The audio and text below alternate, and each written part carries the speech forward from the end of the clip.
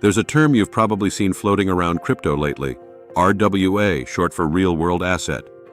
And it sounds like the boring corner of crypto, TradFi people putting TradFi things on the blockchain. But while everyone was watching meme coin charts, real-world assets quietly became one of the fastest-growing categories of value moving onto crypto rails. And in the next few weeks, the SEC is about to make them a lot bigger. So what is an RWA really? It stands for real-world asset, and it means exactly what it sounds like. Any asset from the traditional world that's been put on a blockchain as a token. Stocks, bonds, treasury bills, real estate, gold, even invoices. Anything off-chain, wrapped in something on-chain. The token doesn't replace the asset. There's still a real Apple share, a real bar of gold, a real treasury bill sitting somewhere in custody. The token is a digital claim on that real thing, recorded on a blockchain. That sounds like a complicated way to do what the stock market has always done. So why does anyone care? Because the moment that asset lives on a blockchain, it gains capabilities the traditional version doesn't have. It can trade 24 hours a day, including on Christmas. It can settle in seconds instead of 2 business days. It can be split into 1,000th of itself without any paperwork, fractional ownership without a broker. And it can plug directly into DeFi, borrow against it, earn yield on it, use it as collateral on any platform that accepts the token.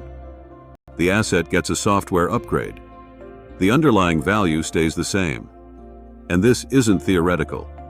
As of mid-2026, the tokenized equities market alone, just stocks on chain, is roughly $1.4 billion, growing 30% in the last month.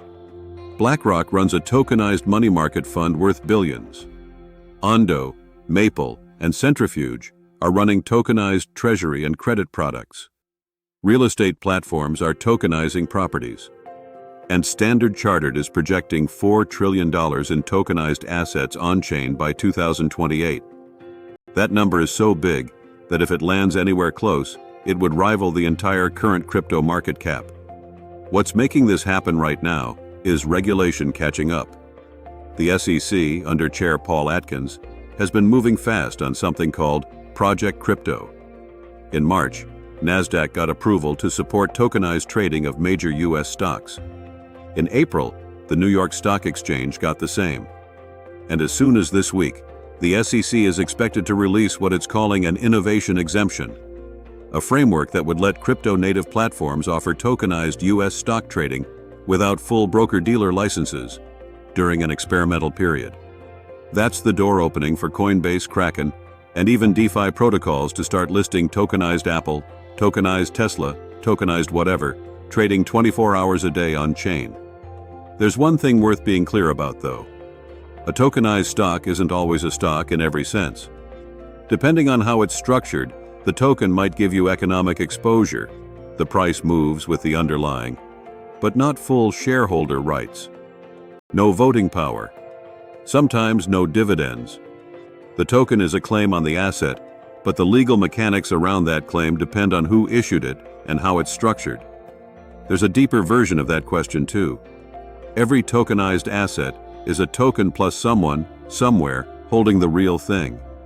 That's the same structural setup as a cross-chain bridge. A token on one side, a pile of real value on the other. And we've covered what happens when those piles get compromised.